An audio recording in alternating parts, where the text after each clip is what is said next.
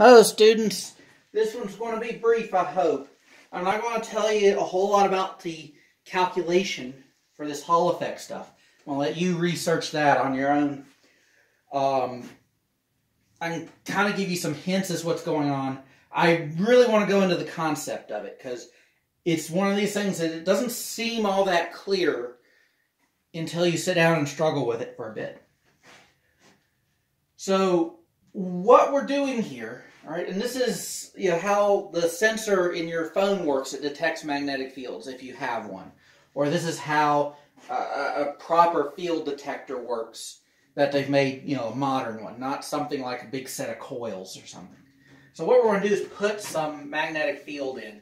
And we're going to make it uniform throughout. All the magnetic fields are going to be into the board everywhere.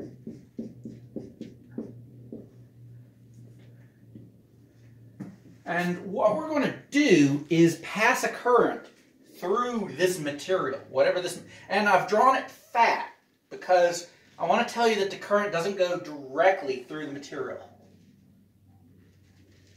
All right.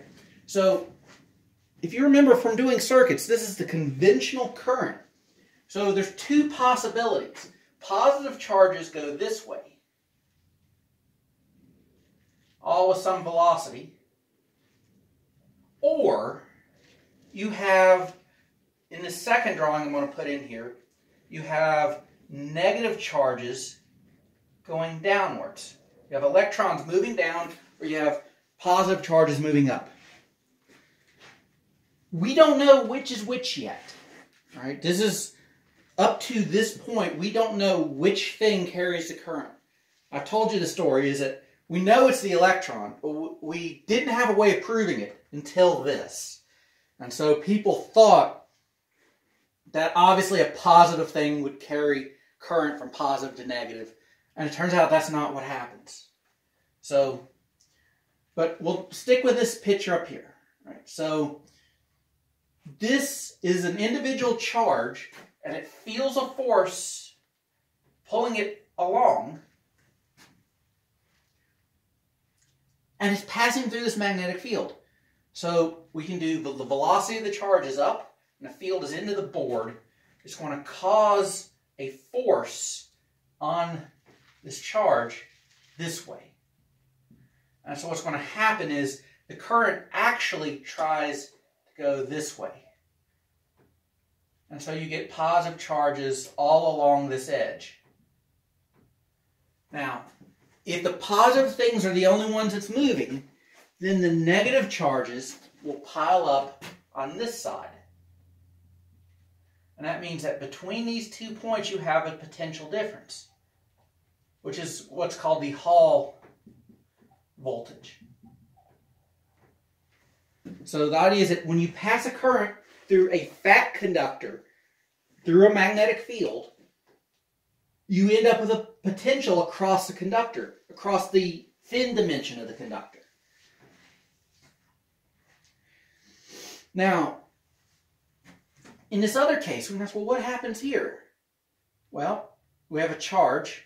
It's moving downwards, and the field is into the board. Sorry, moving downwards, field is into the board, so expect the force that way. But this is a negative charge. It feels the opposite force from positive charges. So it ends up piling up charges over here. Basically, no matter what the thing carrying the current's going to veer in the same direction, to the left. And so we'll get a positive. Right?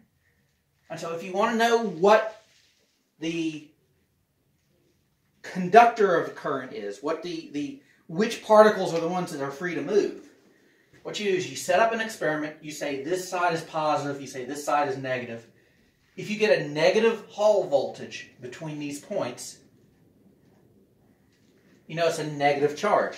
And if you get a positive voltage, you get a positive charge. All right, so we did that experiment 5 or 6 times. We're certain the electron is the thing that moves. And now in the devices that you use that measure electric field, or magnetic field, sorry. In devices that measure magnetic field, This works in the opposite direction. We try to measure this Hall voltage for an arbitrary field. And we do this in several directions so we can figure out if it's going sideways or something.